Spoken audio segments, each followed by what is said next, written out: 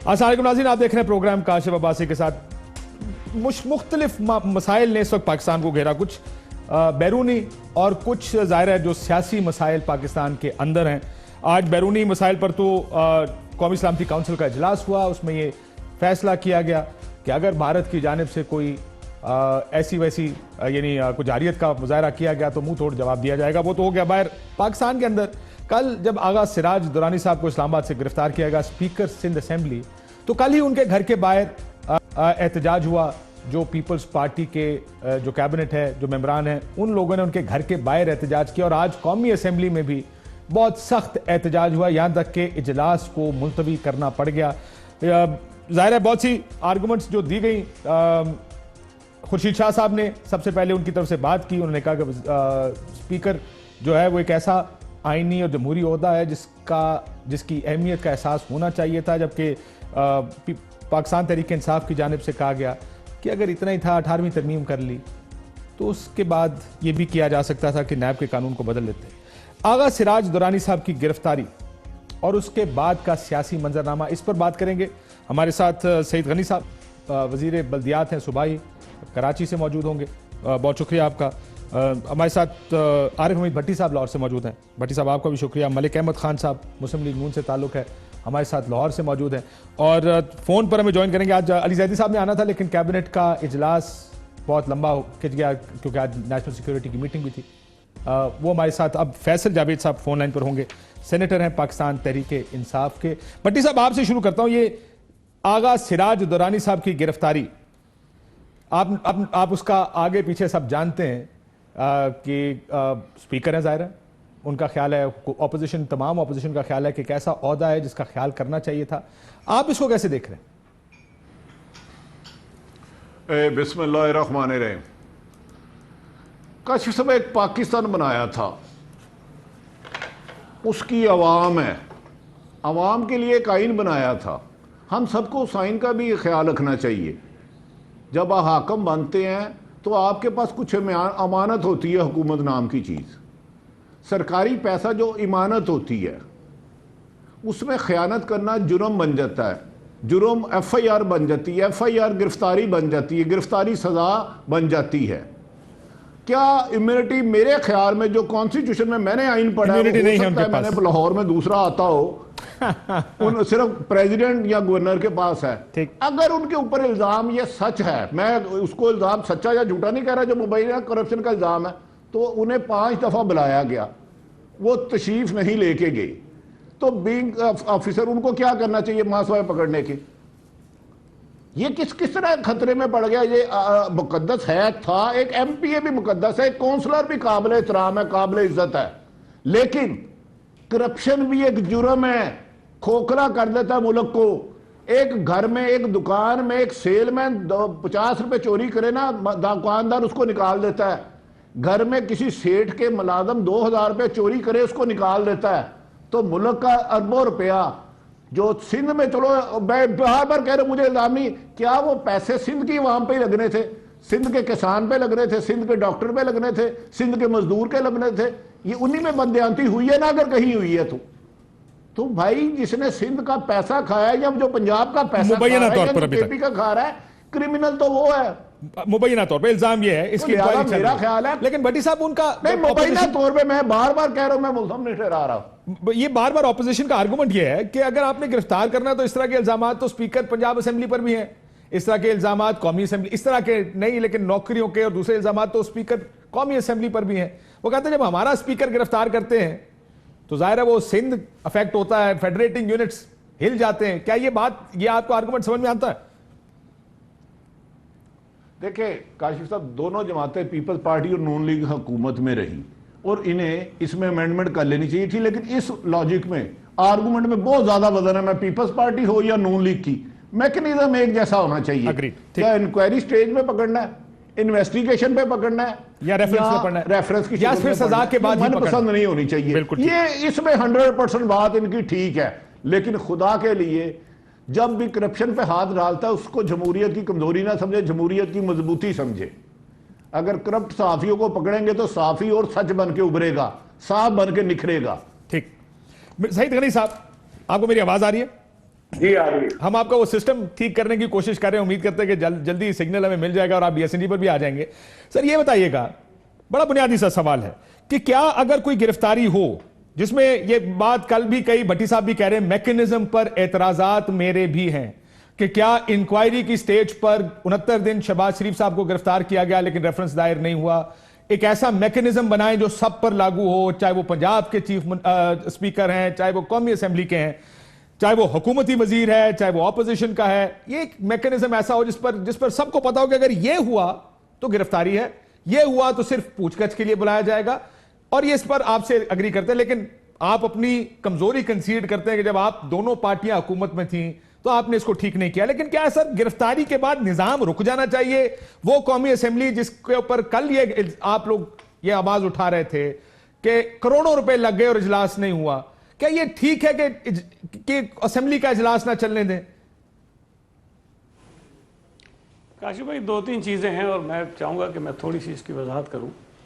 देखें, आज तक पीपल्स पार्टी के जितने लोगों को गिरफ्तार किया गया है, हमने कभी भी ये नहीं कहा कि आप एहतसाब मत करें। हम हमेशा एक चीज़ कहते हैं कि भाई अगर करना है तो एक स्टैंडर्ड बनाएं और वो स्टैंडर्ड तमाम लोगों के ऊपर अप्लाई करें। वो पीटीआई हो, वो पीएमएलएन हो, वो पीपल्स पार्टी हो, या कोई और सरकारी मुलाजिम हो, या कोई और शख्स हो। नैब का कानून सबके ऊपर यकसां लागू होना चाहिए। अच्छा, उसमें साहब मैं माफी चाहता हूं, मैंने कल जरदारी साहब को भी सुना, मैंने बिलावल साहब को भी सुना, मुझे उनकी प्रेस कॉन्फ्रेंस से ये नहीं लगा कि आप कह रहे हैं कि जी हमें एतराज नहीं है एहतसाब से। मुझे तो लगता है एहतसाब से सबसे बड़ा एतराज है इस वक्त। कभी मंगी साहब को देखकर कहते हैं जनाब वो सिंधी आके हमें कर गया, हमारे साथ ये सुलूक किया जा रहा है।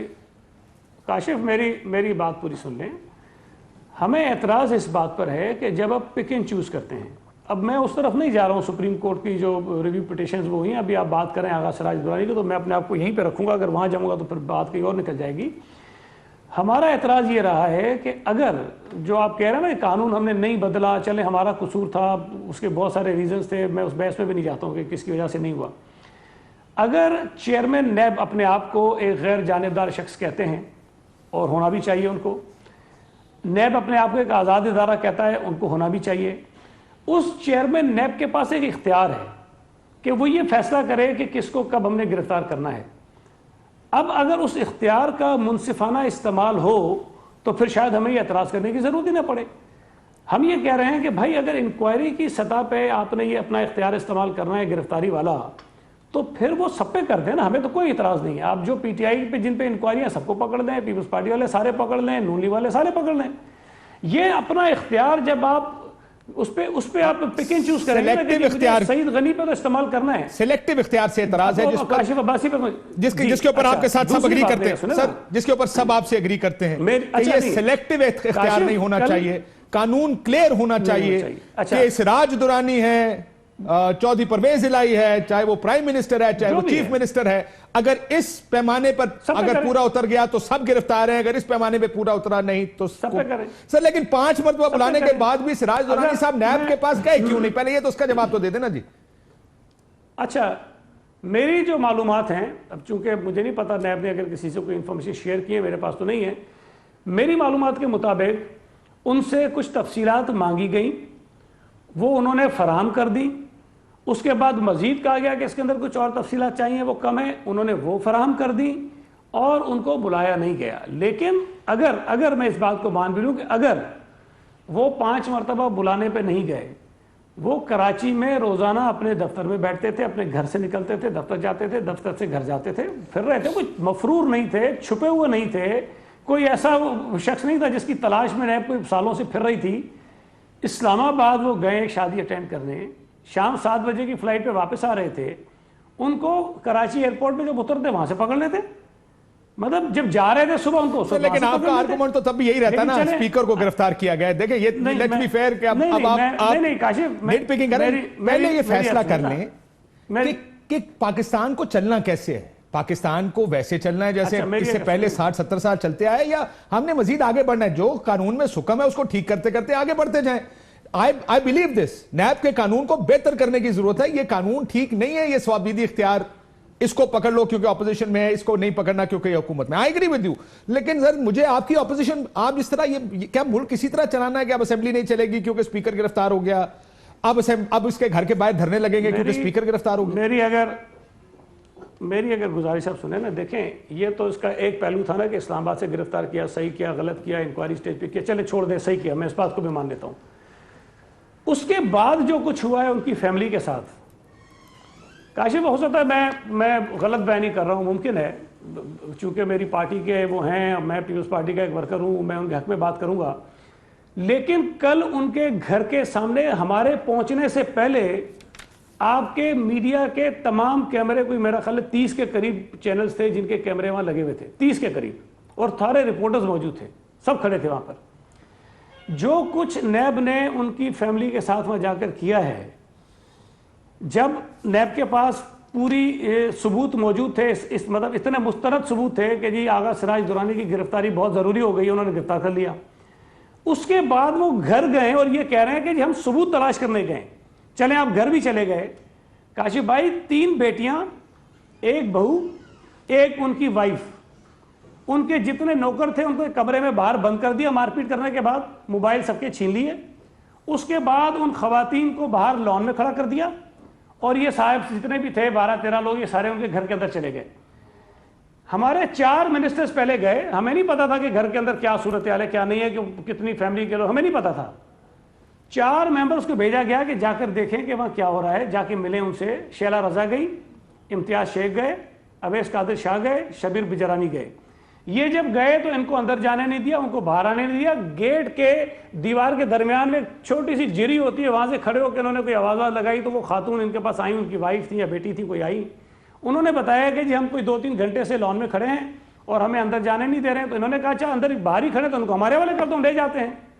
ना खवातीन को बाहर निकलने दिया, ना हमारे किसी मिनिस्टर को, और अगर ये हुआ तो ज्यादती है। लेकिन नैब की इस पे प्रेस रिलीज आई है, अहले खाना के साथ नैब किसी किस्म की बदसलूकी और चादर और चारदीवारी को पामाल करने का सोच भी नहीं सकता। नहीं, मुझे 1 मिनट और दे, मैं आपको आगे की कहानी सुनाता हूं। ये घंटा 1.5 घंटा वहां खड़े रहे, उसके बाद ये वापस हमारे पास आए, चूंकि कैबिनेट की एक इनफॉर्मल सी मीटिंग रखी थी चीफ मिनिस्टर साहब ने, उन्होंने आके ये सारी कहानी बताई। उसके बाद चीफ मिनिस्टर जाना चाहते थे, हमने रोका उनको कि आप ना जाएं, हम पूरी कैबिनेट जो 10-11 लोग हम बैठे थे, वापस गए वहां पर। हमने जाकर वहां गुजारिश की, रेंजर्स के एक अफसर खड़े थे, कोई मुझे नहीं पता क्या थे, वो खड़े थे, हमने जाके कहा कि भाई, वो मैंने वीडियो देखी है, वो वीडियो देखी है, खवातीन है 5 खवातीन हैं, उनको हमारे हवाले कर दे, बाहर भेज दे, अपना काम करते रहें, जो आपने तलाशी लेनी है, जो कागज उठाने हैं, जो करना है करते रहें, हम आपस में रुकावट नहीं डालते हैं। उन खवातीन को आप बाहर निकाल दीजिए। अच्छा, खवातीन को नहीं आने देना, हमारे साथ 2 खवातीन मिनिस्टर्स हैं, इनको अंदर भेज दीजिए ताकि उन खवातीन के साथ बैठ जाए, बात करना, जो भी आपने अपना काम करना करता। हमने काम में कोई रुकावट नहीं डाली है, हमें नहीं जाने दिया गया। ये दुरुस्त है, लेकिन नैब की भी एक प्रेस रिलीज आई। सो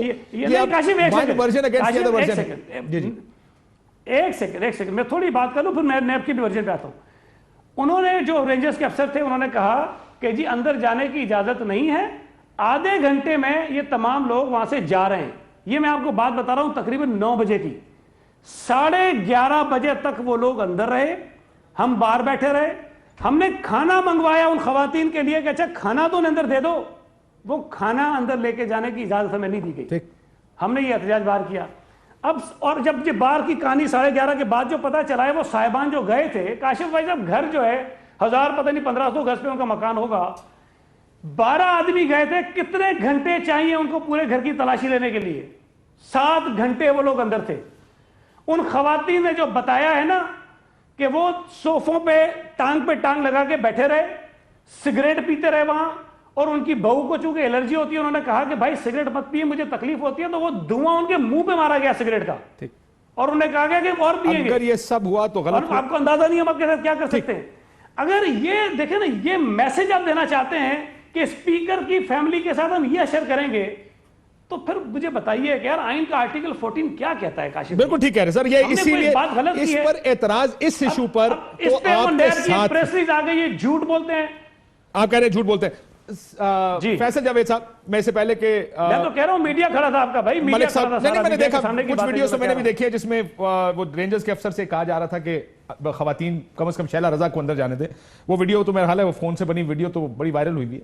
वैसे आप कह रहे हैं कितने घंटे लगते हैं, मुझे अजय देवगन की एक इंडियन मूवी, वो रेड नाम है उस मूवी का, वो कुछ उसमें तो 2-3 दिन भी अंदर रहे थे और दीवारें तोड़ तोड़ के पता नहीं कहां से सोना और पैसा निकला था। But I am just saying कि टाइम लगाना हो तो टाइम लग भी सकता है, लेकिन आई अंडरस्टैंड कि ये रवैया नहीं होना चाहिए, रवैया बहुत बेहतर होना चाहिए। खवातीन पाकिस्तान में कम से कम चादर और चारदीवारी का बहुत सख्त ख्याल करना चाहिए। फैसल जावेद साहब, जब नैब की कार्रवाई होती है, नैब के कानून पर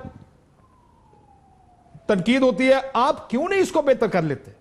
क्या वजह कि आप खड़े हैं अपनी जगह के, वही कानून है, वही प्रोसीजर्स चल रहे हैं, उन्हीं प्रोसीजर्स पर तनकीद होती है कि आपका चीफ मिनिस्टर बाहर है, उनका चीफ मिनिस्टर माफी चाहता हूं स्पीकर अंदर है, आपका स्पीकर बाहर है। कब तक ये चलाएंगे हम इस तरह? करें कानून बदले, आगे चले। जी काशिफ साहब, बहुत बहुत शुक्रिया, आपने मौका दिया।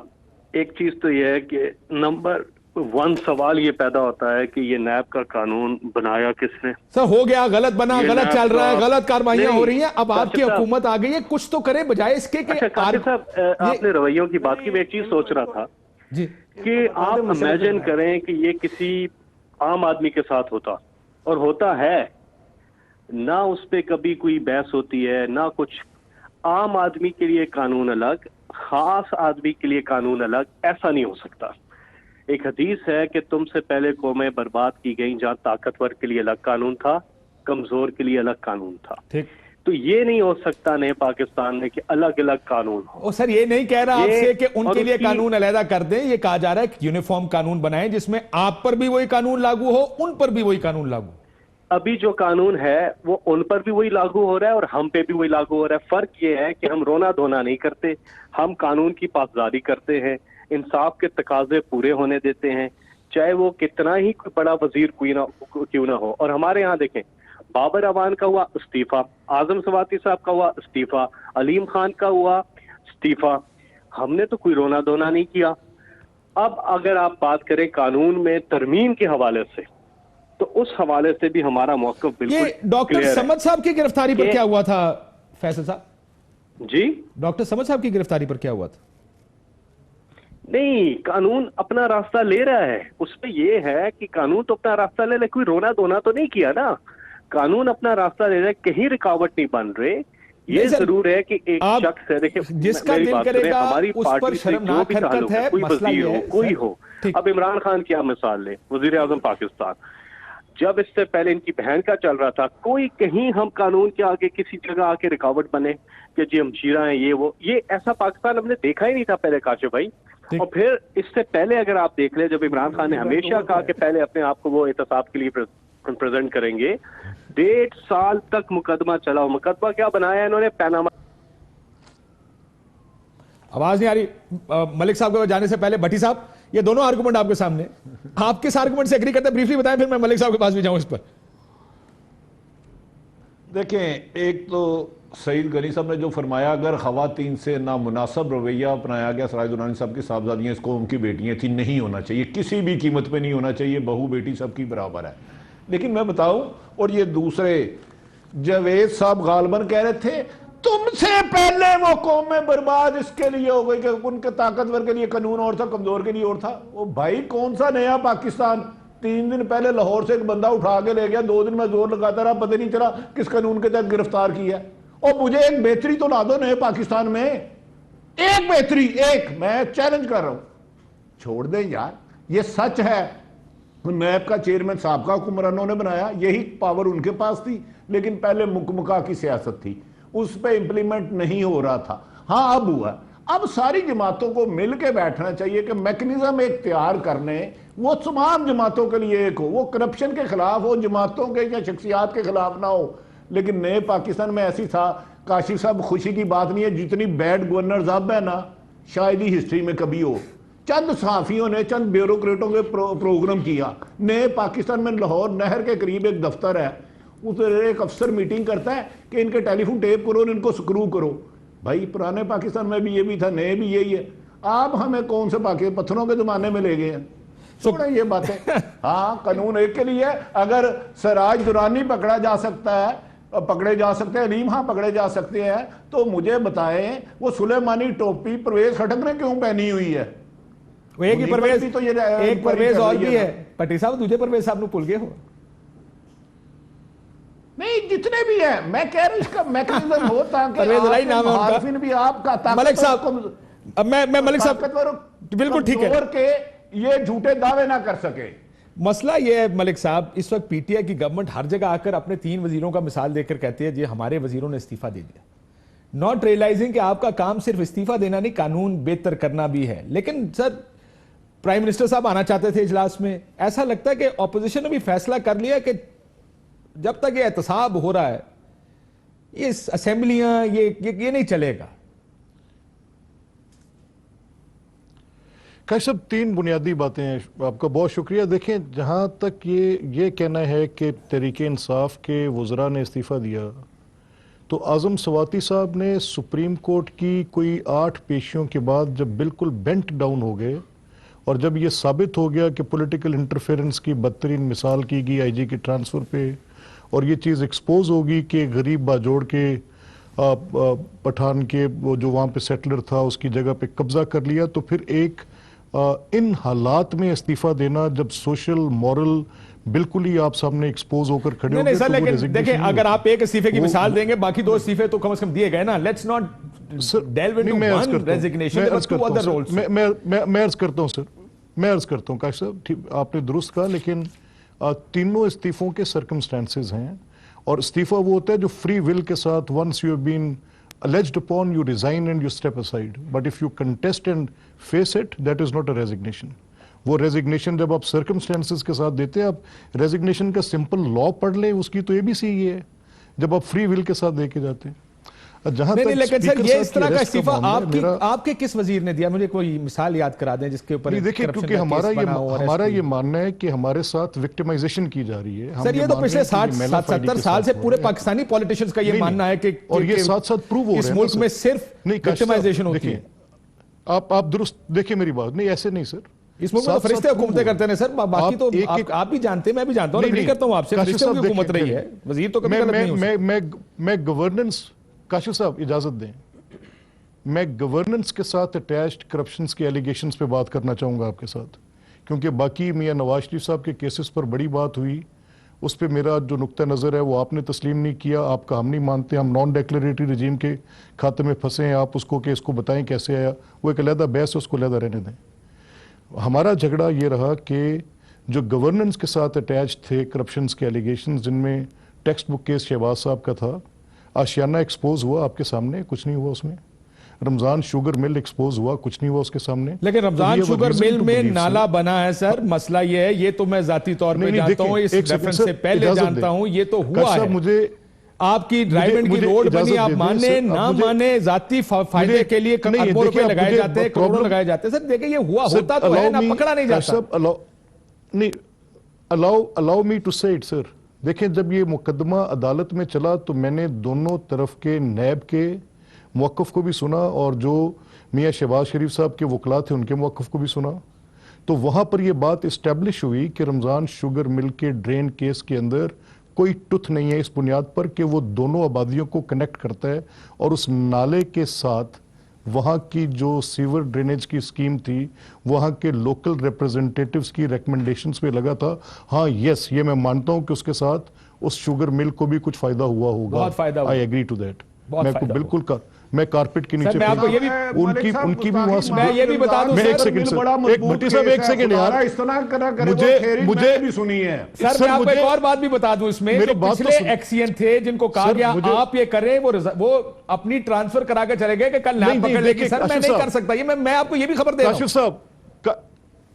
काशिफ साहब मुझे गुजारिश, देखिए मुझे प्लीज काइंडली, मुझे सिर्फ नहीं सर, आपका फैक्ट है, उस फैक्ट को चैलेंज कर रहे हैं, उस आपका फैक्ट है, कहता ब्रेक के बाद आगे से बात कर लेते हैं। आपका फैक्ट ये वो केस खत्म है, मैं ये कहता हूं सर, ये है कि आप मुझे बात करने की इजाजत ही नहीं दे रहे। सर आपका फैक्ट ये है कि वो केस डेड है।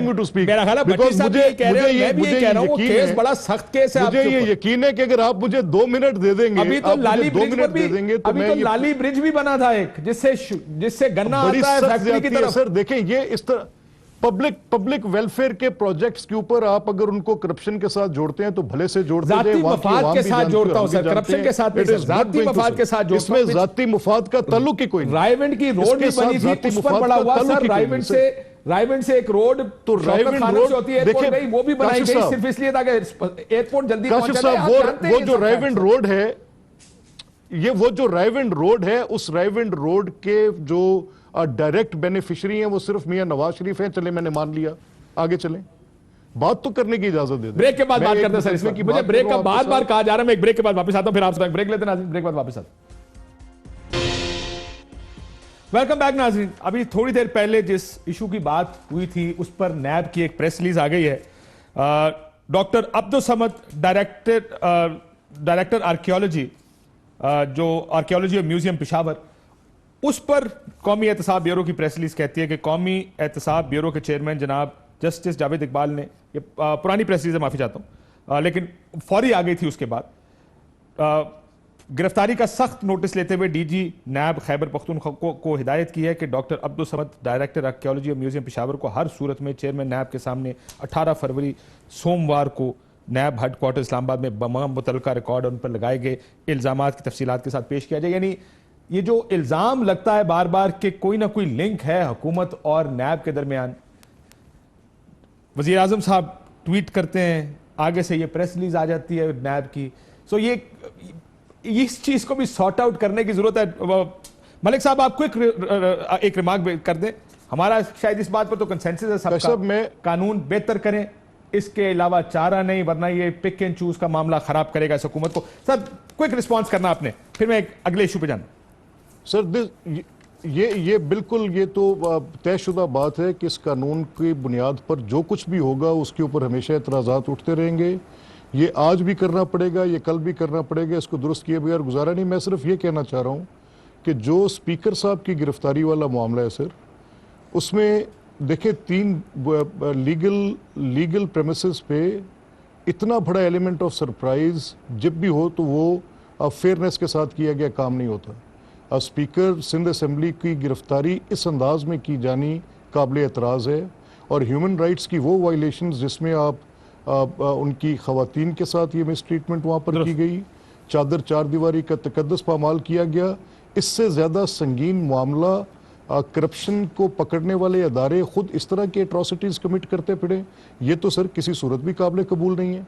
और फिर अगर स्पीकर जो कि सिंबल हैं पार्लियामेंट्री डेमोक्रेसी के, तो उनको एक इम्तियाजी पोजीशन हासिल है, वो एक प्रोसेस के जरिए, एक प्रोसेस वोट का नहीं, ये बात तो आपकी, ये बात तो 2 दिन से मेरा ख्याल है ये एस्टैब्लिश हो गई कि स्पीकर के साथ थोड़ी सी ज्यादा एहतियात बरतनी चाहिए बाकी पॉलिटिशियंस के मुकाबले में। बहुत जरूरी था जी, he is a custodian of the house also. लेकिन स्पीकर साहब को भी चाहिए कि अगर नैब का ये मौकफ है कि 5 मरतबा उनको बुलाएगा तो उनको भी पेश होना चाहिए था। आगे मैं भट्टी साहब आपको और सईद गनी साहब, जरदारी साहब ने कल इस हुकूमत के बारे में कहा कि उसको आप मजीद टाइम नहीं देंगे। फजल रहमान साहब ने जाहिर है उनसे एक लॉन्ग मार्च का ऐलान किया हुआ। बताइए सडनली क्या, किस बुनियाद पर, क्या वजह है आपकी इस लॉन्ग मार्च के करने की? जरा सुन ले जरदारी साहब ने कल क्या कहा था। बिल्कुल, मौलाना साहब हमारे दोस्त भी हैं, भाई भी हैं, वो जहाँ कदम रखेंगे हम उनके साथ कदम के साथ कदम बढ़ाएंगे, क्योंकि इनकी इनाफ इज इनाफ। हमने 8-9 महीने इनको दे दिए हैं, उससे ज़्यादा हम दे नहीं सकते। मुल्क का जितना नुकसान हो रहा है वो हमें समझ आ रहा है। इनके साथ ना ब्यूरोक्रेसी चलती है, ना इनको काम खुद करना आता है।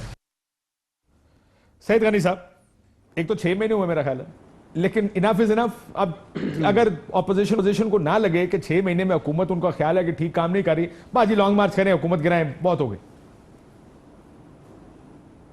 देखें, एक मैं आपको सिर्फ याद कर रहा हूँ कि कुछ अर्सा पहले पार्लियामेंट हाउस में एक तमाम अपोजिशन जमातों का इज्तिमा हुआ था, और उसमें ये चीज़ तय हुई थी कि अपोजिशन जमातें तमाम फैसले इत्तफाक़ राय से करेंगी। और मैं समझता हूँ कि ये एक पहला कदम था कि पार्लियामेंट के अंदर मौजूद तमाम जमातों ने इस बात पर इत्तफाक़ किया कि पाकिस्तानी अवाम के मुआशी, सियासी और इंसानी हुकूक जो हैं उनको हम किसी सूरत में उस पर कंप्रोमाइज़ नहीं करेंगे। तो ये जो भी आसिफ जरदारी साहब ने कहा है, यकीनन इसको करने से पहले तमाम सियासी जमातों को ऑन बोर्ड लेना होगा, और तमाम जब इत्तफाक़ करेंगे तो फिर उस पर हम आगे बढ़ेंगे। ये पहले से तयशुदा बात है। जहाँ तक बात है हुकूमत को टाइम ज़्यादा दे दिया है, देखें सियासी जमातें जो अपोजिशन में होती हैं उनका ये काम सिर्फ नहीं होता कि सिर्फ मुखालफत ही करते रहें, लेकिन उनका ये भी काम होता है कि अगर हुकूमत की कुछ ऐसी पॉलिसीज़ हों जिससे मुल्क की मईशत को नुकसान पहुँच रहा हो, वो कौन सी पॉलिसीज है हुकूमत है उसको नुकसान ये जरा ये भी बताएं ना, ताकि आगे मुस्तकबिल के लिए भी ये म्यार बन जाए कि अगर पहली बात जी देखिए, पहली बात तो यह है कि जो मुआशी सूरत हाल इस वक्त मुल्क की है वो किसी से ढकी छुपी नहीं है। जो कुछ इस मुल्क में इस वक्त मुआशी तौर पर हो रहा है शायद वो पिछले 10, 12, 15, 20 वर्षों में नहीं हुआ होगा।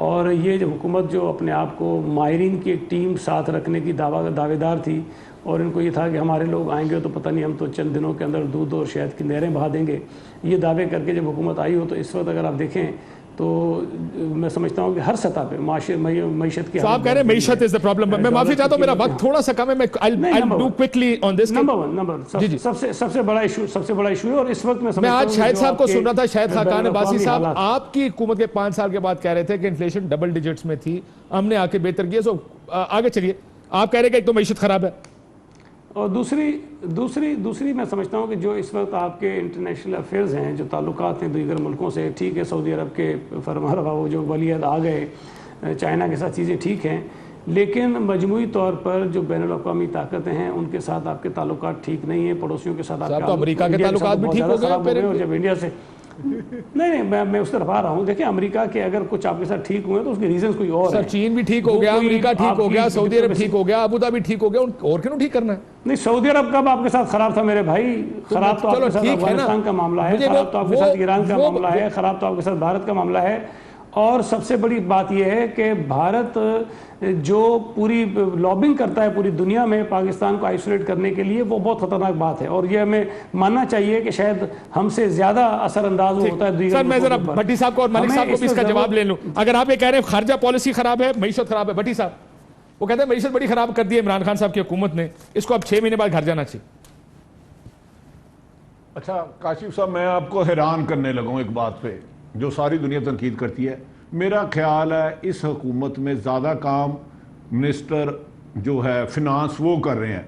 माशियत की बदखाली और मनो मन मट्टी तले दफन करके जो इमरान खान को दी गई है माजी में नहीं थी, उसकी मैं ज़्यादा हिस्ट्री के 47 से नहीं जाता, अदरवाइज मैंने सारे फैक्ट्स लिखे हुए हैं। 2002 में पाकिस्तान पे कर्जा कितना था, 2008 में कितना रह गया, कितना बढ़ा कितना नहीं, ये कैलकुलेशन आप भी कर लेते हैं, मैं भी। 2013 में पाकिस्तान पे कर्जा कितना था, क्या माशियत तबाह हुई तो कर्जा ज़्यादा बढ़ा के अच्छी थी, कर्जा कम हुआ?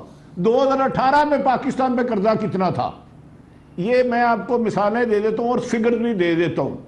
इसका मतलब है माशियत को तो ज़मीन बोध करके इन्होंने दिया, उसको उठाने में जितनी मेहनत इन्हें करनी पड़ी इस हुकूमत में, वो मैंने मादी में नहीं देखी। और सफारती सतह पर खसूसन गुलभूषण का इशू हो, तुर्की के साथ ताल्लुकात हो, सऊदी अरब के साथ हो, जितना इस तरीके से बेहतर तरीके से उठाया गया माजी में नहीं। तो आप ये कह रहे हैं भट्टी साहब 2 जुमलों में कि जो दोनों वजूहात बताई हैं सईद गनी साहब ने इस हुकूमत को गिराने के, आप ख्याल में दोनों ठीक नहीं है? मेरे ख्याल में जीरो भी नहीं, मैं उसकी हिस्ट्री उसके फिगर ले लेते हैं ना, उसको भी छोड़ दे। दूसरी, हाँ उन्होंने कहा 9 या 10 माह जरदारी साहब ने कहा हमने दिए, हाँ पुरअमन एहतजाज करना हर सियासी जमात का हक है, इसमें दो राय कोई नहीं, लेकिन उसका मकसद तो होना, एहतजाज कर किस लिए रहे हैं? जब पीपल्स नून लीग की हुकूमत आई, इन्होंने कहा जी 5 साल हम आपका साथ देंगे और आखिरी साल आखिरी 1-3 महीने में खेलेंगे। फिर इसी पे इमरान खान को भी इन्होंने यही ऑफर किया। मेरा मकसद एहतजाज का बज़ाहिर बादिउल नज़र में मुझे ये लगता है सुलेमान गनी साहब ज़्यादा साहिब इल्म है कि आज पीपल्स पार्टी और मुस्लिम लीग नून के खिलाफ करप्शन के केस खत्म हो जाए तो कल एहतजाज की कॉल कहीं से नहीं आएगी, ये मेरी राय है। हाँ, गुड गवर्नर मौजूदा हुकूमत नहीं दे सकी। सईद मलिक साहब, ये जो 2 वजूहात बताई, दोनों पर मुझे याद है जिस दिन असेंबली का इजलास पहला हुआ, जब इलेक्शन खत्म हुआ, अभी इजलास होना था, बल्कि पहले इजलास में भी बिलावल साहब ने कहा मईशत सबसे बड़ा मसला है इस मुल्क का, यानी मईशत खराब है। शहबाज साहब ने भी यही बात की, हमजा शहबाज ने पंजाब असेंबली के बाद भी कहा छोड़े सारा कुछ हो गया, मईशत ठीक करें इस मुल्क की। अगर इतनी अच्छी चलती फिरती मईशत थी तो फिर सारे ये अलार्म बेल्स मईशत की क्यों बजा रहे थे? या फिर भट्टी साहब वाली बात ठीक है, वजह तो बनेगी कोई ना कोई, कभी कोई कहेगा कि जी बिजली की कीमतें हैं, कोई कहेगा गैस है, कोई कहेगा डॉलर है, असल में केसेस ही सब कुछ ही है। नहीं, मैं कैशफ देखें, अगर मईशत पे बात, क्योंकि ये बड़ा एक वास्ट सब्जेक्ट है और इसको कुछ प्रोपेगेंडा की बुनियाद पर इसको पोर्ट्रे भी गलत अंदाज में किया गया, और उसमें एक बड़ी स्किलफुल एफर्ट थी पीटीआई के लोगों की जिन्होंने इसको इस्टेब्लिश करने की। मैं तो आपके लोगों की मिसाल दे रहा हूं, उन्होंने तो बाद में कहा, आपकी गवर्नमेंट नहीं, आपके शहबाज साहब ने नहीं कहा, हमजा साहब ने नहीं कहा, बिलावल साहब ने नहीं कहा, जरदारी साहब ने नहीं कहा, अपनी पहली तकरीरों में सबने कहा मईशत खराब है। देखिए, मैं जो अर्ज कर रहा हूँ वो मेरी जरा आपकी बात से मैं कह आपसे वही रहा हूँ, लेकिन मेरी प्रेमिसेस डिफरेंट है, अगर आप मुझे इजाजत जी, दे जी। दें। देखिए, मैं ये कह रहा हूँ कि मईशत को अगर आप ये देखें कि किन फैक्टर्स की बुनियाद पे ट्रेड डिफिसिट्स थे, तो उसको पोर्ट्रे करें कि ये ऐसे हुआ। लोन्स की बात करें और उसमें वो कंपोनेंट्स ऐड करें सर जो, लोन की बात छोड़े, repayments ट्रेड के जो डेफिसिट की बात कर components लें। हैं और- पीपल्स पार्टी की गवर्नमेंट गई $2 अरब मैं वही कह रहा हूं। सालाना ट्रेड डेफिसिट था, आपकी गवर्नमेंट गई $2.5 अरब काशिफ साहब। महीने का ट्रेड डेफिसिट है। काशिफ साहब देखें, उसके अंदर एक 43 अरब डॉलर का एक बड़ा सीपैक का कंपोनेंट है, और फिर आप उसके साथ ये चीज़ें भी ऐड करेंगे कि उसमें कितनी फॉरेन डायरेक्ट इन्वेस्टमेंट्स थी जो किसी सूरत भी मिना नहीं की जाती बीच के अंदर से। पूरी बात हम गिन के वहाँ पे रख देते हैं, इसमें मानते हैं कि इंपोर्ट का बिल बैलेंसेस में बढ़ा, इसमें कोई शक नहीं है, तो इसमें हम इतफाक भी करते हैं। उसके साथ आप ये भी तो देखें ना कि ग्रोथ कहाँ पे खड़ी थी। लेकिन पीपल्स अच्छा, पार्टी ये की सारी बहस हम आपके 25 2 मिनट में- अरब डॉलर की एक्सपोर्ट को आप $19 अरब पे छोड़ हम के ये- गए।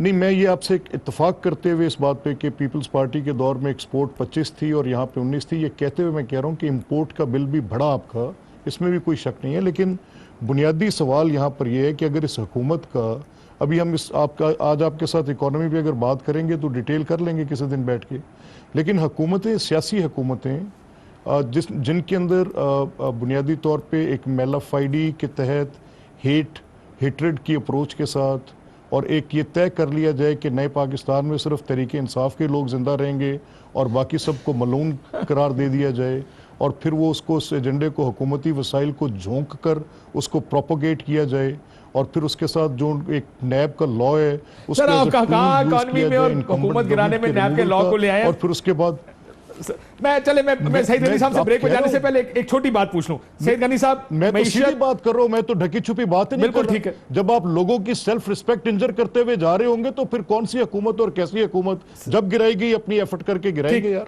सईद ये गनी कौन सी साहब, बड़ी बात है? 20 सेकंड में अगर ये जवाब या देने में तो ब्रेक आपके पे पास जाना, साथ भट्टी बैठे- साहब का भी ख्याल, और स्टेटिस्टिक्स भी ये कहते हैं मईशत पहले से खराब है, इंटरनेशनल अफेयर्स शायद सारों का ख्याल होगा बेहतर हुए हैं। ये केसेस का ही मसला है इवेंचुअली, केस खत्म हो जाए तो सब नहीं, ठीक मेरा हो नहीं जाए। ख्याल है। देखिए केसेस का, नहीं केसेस तो शायद ये क्या ख़त्म करेंगे, केसेस इशू बिल्कुल भी नहीं है। केसेस का हमने पहले भी सामना किया, आइंदा भी हम करेंगे। और मैं आपको बता रहा हूँ कि ये जो बड़ी JIT बनी है ना, बिलावल साहब, आसिफ ज़रदारी साहब, फरियाल ठाकुर साहब, सबके खिलाफ, ये भी जब केसेस अदालत में चलेंगे तो आपको पता चलेगा कि इनके अंदर से निकलेगा कुछ नहीं। चूँकि मुझे सारी चीज़ें तो नहीं, लेकिन बहुत कुछ चीज़ें जो मैंने देखी, जो मेरे इल्म में है, इतनी मज़ा खेज, इतनी भोंडी है इस पूरी JIT के अंदर कि जब अदालत में जाएंगे तो शायद जिन्होंने बनाई है उनको भी साबित करना बड़ा मुश्किल हो जाएगा। बिल्कुल ठीक कह रहे हैं सर, लेकिन मसला ये है कि बात नहीं, JIT की तो है नहीं, बात तो ये है कि जब आप हुकूमत 6 महीने बाद गिराने जा रहे हैं, उसके लिए कोई वजह तो होनी चाहिए। या तो आपकी पार्टी एक प्रेस कॉन्फ्रेंस में ऐलान कर दे कि ना आइंदा इस मुल्क में डॉलर बढ़ेगा, ना बिजली बढ़ेगी, ना गैस बढ़ेगी। मुझे ब्रेक का कहा जा रहा है सर, मैं एक ब्रेक ले लूं। ये तो नहीं एक ब्रेक लेते, ब्रेक में वापस आते। वेलकम बैक नाज़रीन, हमारा वक्त बहुत कम है इसलिए मैं मान तो नहीं, लेकिन ये जो जरदारी साहब हुकूमत गिराने की बात कर रहे हैं और जो मईशत की मिसाल दी जा रही है, थोड़े से स्टेटिस्टिक्स हमारे सारों के सामने, हम ब्रेक से पहले भी बात कर रहे थे। मसला शायद ना मईशत का है और ना खारजा पॉलिसी का। ये नहीं कि खारजा पॉलिसी खराब हो गई, क्योंकि पीपल्स पार्टी के दौर में डॉलर, जिसके ऊपर बड़ी तनकीद होती है, 60 रुपए से 96 रुपए बढ़ा था, जो कि परसेंटेज टर्म में शायद पाकिस्तान की तारीख में 5 साल की हुकूमत में सबसे ज्यादा था। मसला शायद ये है, जो केसेस चल रहे हैं, जो JITs बन रही हैं, जो मियाँ साहब को सजाएं हो रही हैं, जो शहबाज साहब गिरफ्तार हो रहे हैं, असल स्टिकिंग पॉइंट हुकूमत और अपोजिशन का ये है। लेकिन हुकूमत को एक चीज फौरन करनी चाहिए, इस नैब के कानून में